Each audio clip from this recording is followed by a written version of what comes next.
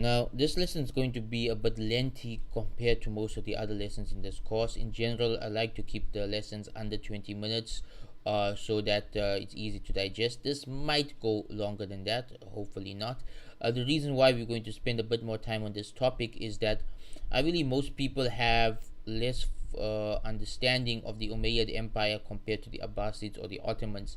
In general, they have a bad rap, a bad reputation. Because most of the history books were written in the Abbasid or Ottoman era, and some of them tend to reflect upon the Umayyads negatively. And when we're studying the Muslim culture and the golden ages and these kind of things, reality is that the Umayyads contributed just as much to this aspect of our history as the Abbasids and Ottomans. So we need to give them, a fair history. And so we're going to perhaps go into more details than any of the other empires about their history in this course, just to make things a bit more fair, because again, so many people know about the Abbasids and Ottomans, and unfortunately most people have a very negative attitude towards the Umayyads, because only those amongst them who committed certain crimes and sins have been popularized, while those who did some great things for Islam tend to be forgotten. So who were the Umayyads? The Umayyads were the first Islamic Caliphate, and really the first Umayyad to rule the Muslim world was Uthman ibn Affan radiallahu anhu. Many people don't know this, they assume it was Muawiyah. Muawiyah was the one who started the Umayyad dynasty, but his cousin Uthman was a caliph before him.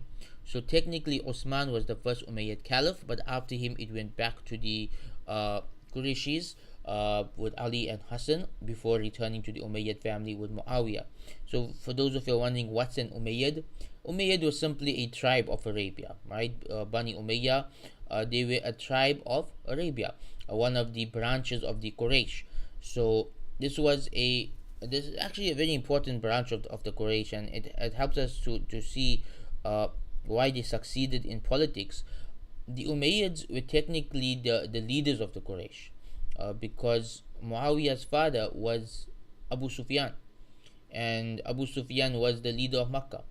So Muawiyah came from a family that had uh, uh, they had a political history.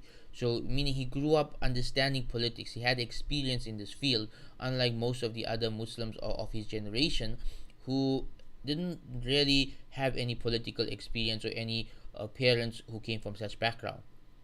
Right now, many people are unaware of this. They know of the Umayyad dynasty as something that lasted for a short period of time in the beginning of Islam. But technically, we can say there were three Umayyad dynasties.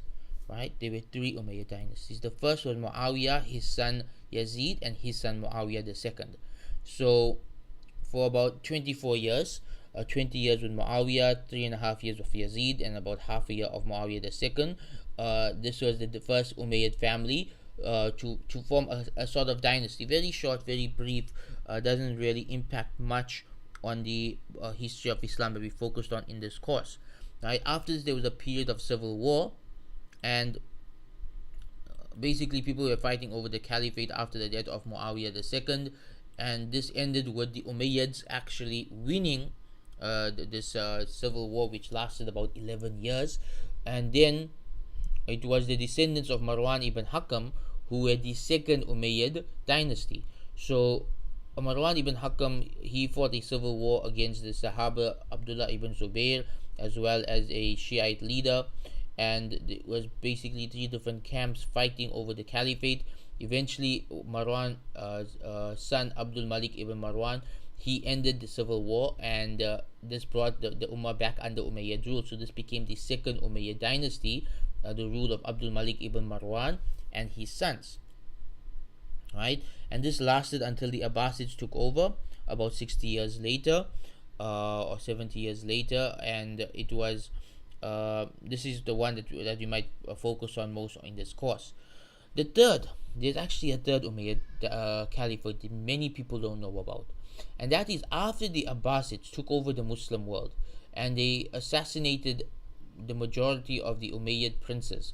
One of these princes managed to escape. Right? A prince by the name of Abdul Rahman ibn Muawiyah, he escaped to Spain, and he and his descendants ruled Spain for 290 years.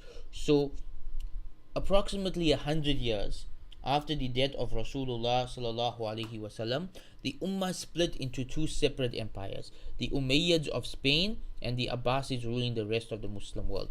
This refutes the myth that many Muslims have that the Ummah has always had one caliph. Rather, that was only for the first 100 years of our history. Since then, the Ummah has been split between multiple caliphates.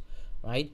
So technically, we have Umayyad caliphs for the first 350 years of Islamic history, from the time of Muawiyah right until the last descendants of Abdurrahman ibn Muawiyah passed away in Spain.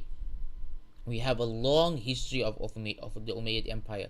Some people wrongly assume it was just 70 years. No, it was 70 years of the main family that ruled the entire Muslim world. But if you put all three dynasties together, we're looking at 350 years of history. So, why are the Umayyads important? Well, firstly, they were the first dynasty of empire in the Muslim world. They were a family that consolidated power and gave it to their family and passed it down in a monarchy system. And it really became an empire during the reign of Abdul Malik ibn Marwan. What do we mean by this?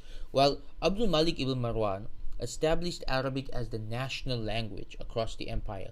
This caused countries like Syria and Egypt and Iraq to adopt Arabic as their main language. Before this, these were not their main languages, but they became the main languages in the time of Abdul Malik ibn Marwan because he made it the national language. He was also the first one to start an Islamic currency. So before this, in the time of the Sahaba, the Muslims used Roman currency. They used Roman money for their business dealings. He established their own currency. So now that they have their own currency, this is a sign of being on an equal footing to the Romans and the Persians, and a great step forward in terms of being recognized as an empire. And he even had a standardized flag to be displayed across the entire empire. And during his son's reign, Walid I, the Ummah grew faster than it ever did in the history of this world. So in the time of Walid I, the Muslims, they took over Spain, they took over India, they took over North Africa. It became a truly large empire spanning three separate continents. And it was the first point in time in history that Muslims experienced real power and luxury. Unfortunately, because of this, because the Muslims had no experience in dealing with this level of power and luxury, many of the Umayyad rulers fell into sin and into greed, and this caused animosity between them and the Muslims living in their countries, which eventually led to an uprising by the Abbasids. Who were the Abbasids? The Abbasids were the descendants of the Prophet Muhammad's uncle Abbas. So they claimed that being family of the Prophet ﷺ gave them more right to rulership than the Umayyads, and they told the people, if you allow us to take over, we will bring the rulership back to Islam, away from all of this sin. And so they had a very bloody revolt in which they massacred the Umayyads and took over. But they were unable to massacre all of the Umayyads. Some of them escaped to Spain, and so the Ummah split. The Abbasids became the rulers of the majority of the Muslim world, and the Umayyads remained the rulers of Spain. Right? So the myth that this Ummah had one caliph until the end of the Ottoman era, this is something completely unfounded.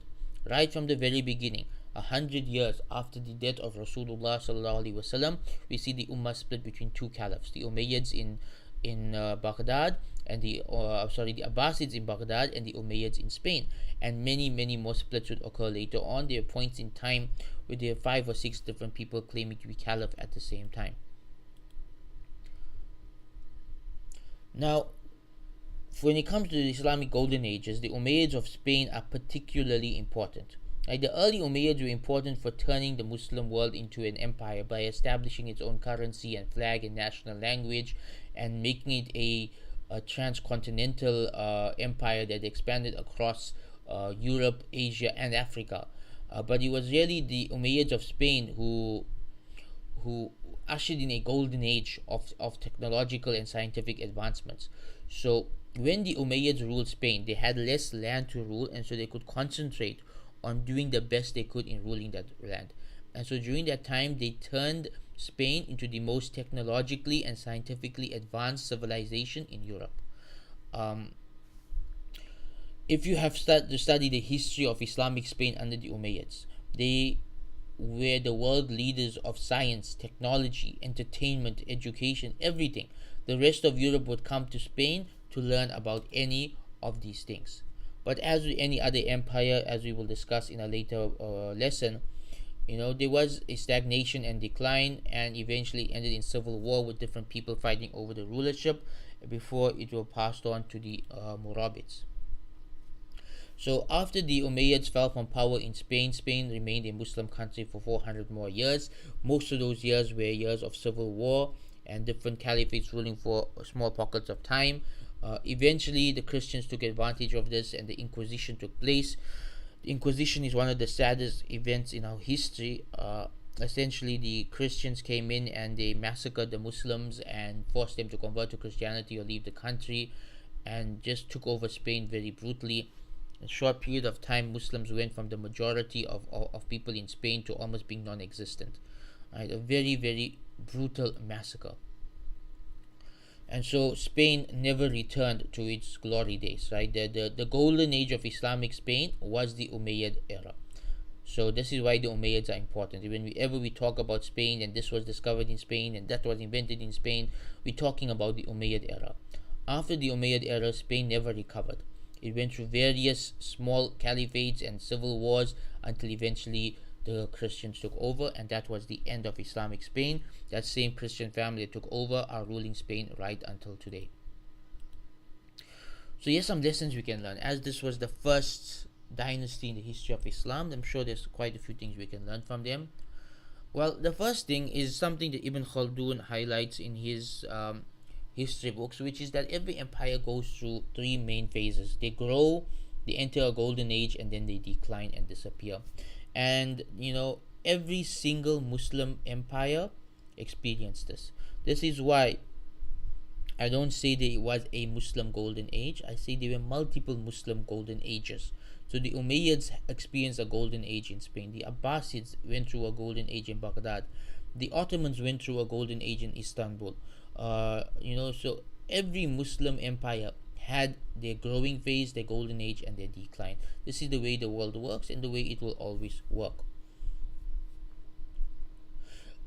Interesting lesson that I derive whenever I look at the Umayyads is that the first person to do something always has it the hardest, because they really don't have any experience to draw from. So the Umayyads, they didn't have anybody to look up to in terms of how to rule such a large empire and handle such a high level of wealth and luxury, and so they made a lot of mistakes. Really, the idea of Muslims ruling across three separate continents at the same time, they had no experience in this at all. And so they were trying new things. Some worked, some didn't, and they made many mistakes. The Abbasids and the Ottomans had the advantage of learning from the mistakes of the Umayyads, and so they had a much easier time ruling compared to the Umayyads. And another lesson we can take from why the Umayyad Empire, the one that ruled over the entire Muslim world, lasted for so short, is that the key to a long-lasting empire is the happiness of the subjects. Right? We see two separate trends. The early Umayyads did not keep their subjects happy, and this led to rebellions, and this led to the Abbasids taking over. The later Umayyads learned their lesson, and so the Umayyads of Spain really kept their people happy. The best place to live in the world at that time was Umayyad Spain. People used to call it Jannah on earth. That's how good it was. And so they ruled for much longer. Comparatively, the Umayyads that ruled the entire Ummah lasted 70 years. The Umayyads that ruled over Spain lasted 290 years. The difference, the Umayyads of Spain kept their people happy, and so it took many centuries longer before any kind of rebellion started.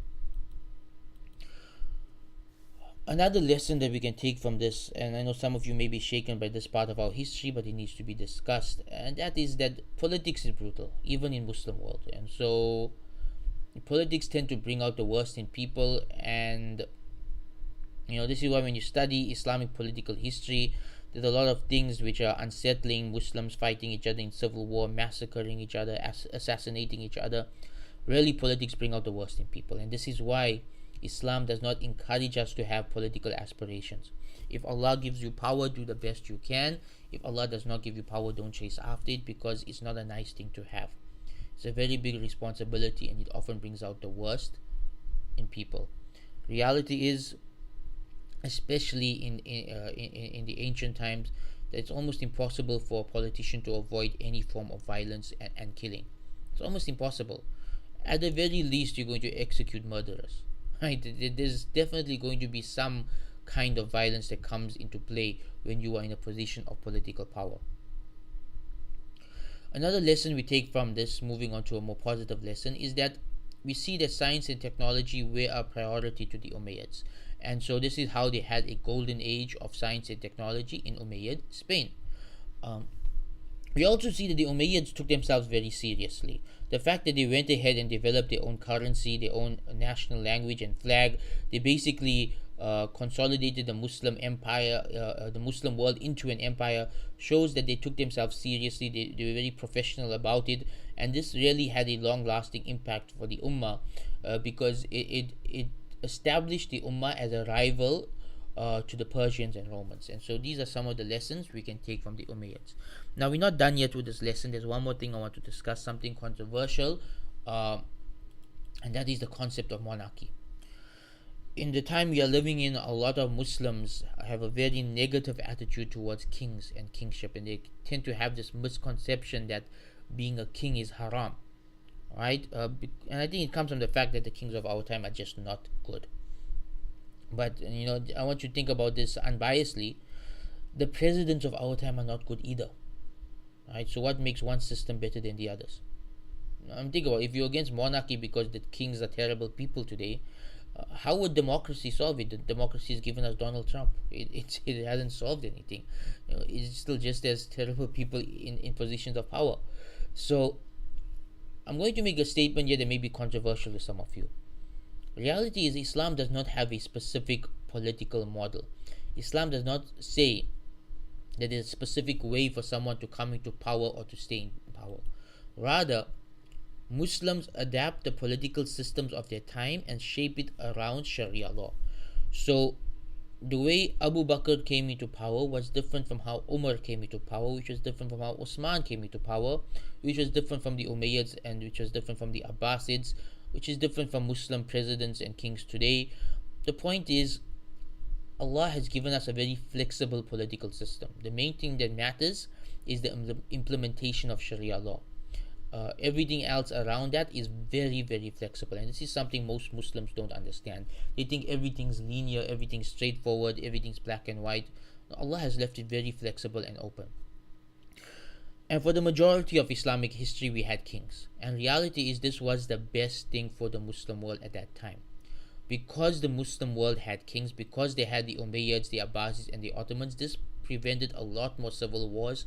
It created a lot more stability. People didn't have to worry about who's going to be the next ruler. Let's have elections, and what if someone egotistical is trying to come into power. There wasn't civil wars every 3 or 4 years over the caliphate. Rather, the Ummah was stable. If there was a civil war, it was once every 400 or 500 years, which is far, far less than what would have happened under any other system that existed at that time. And so, whether you like the monarchy system or not, a kingship system or not, reality is, it was the best thing for the Ummah at that point in time, and it was actually a very good move on the part of Muawiyah radiallahu anhu politically, not his choice of successor, but establishing the system itself. Furthermore, this is something Muslim and non-Muslim historians agree upon. This world has produced far more successful kings than presidents. If you look at the great Muslim rulers, Salahuddin, Umar ibn Abdul Aziz, Harun al-Rashid, Suleiman the Magnificent, guess what? They all were part of the monarchy system. None of them were presidents, right? And so, if you look at the presidential system, how many amazing presidents has this world actually produced? Much less in number compared to the amount of amazing kings it has produced. So the reality is that the monarchy system has been very, very effective. Most of the great rulers in this world, even prophets like Dawud and Sulaiman alayhi salam, were kings. They were part of a monarchy system. Great people like Mansa Musa, Harun al-Rashid, Salahuddin Ayyubi, Sulaiman the Magnificent, all part of the monarchy system. So if you have this idea that monarchy is bad and democracy is good, that's not an Islamic understanding. Rather, Islam leaves the political system flexible and open to the times. And for the most of our history, monarchy was a good thing. So those of you who harbor animosity towards Muawiyah radiallahu anhu, or even to the Umayyads or Abbasids in general, really you need to get rid of this from your heart. This hatred for fellow Muslims over political issues, get rid of it from your heart. Understand that what they did was what they felt was best for their times, and if they were right, may Allah accept it from them. If they were wrong, may Allah forgive them for it. This isn't a matter of iman and kufr. It's not a matter of right and wrong. It's a matter of choosing a system that works between all the different permissible options. So to end things, is it haram to be a king? You know my answer, no, it's not. For those of you who think it's haram, few points to think about. Right? Number one, Allah subhanahu wa ta'ala in the Quran praises Dawood alayhi salam, Sulaiman alayhi salam, Talut, Saul. These are all kings. Allah praises them. He didn't say what they were doing was haram. Furthermore, prophets don't do haram. So why would a prophet be a king and ask for the greatest of kingdoms if kingship was haram? Right? So if you believe that the concept of monarchy is haram, how do you explain the idea of Dawood and Sulaiman alayhi salam and Sulaiman's dua to have a kingdom the likes of which nobody has ever had before? Think about that.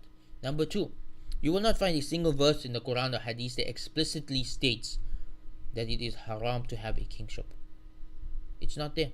It doesn't exist.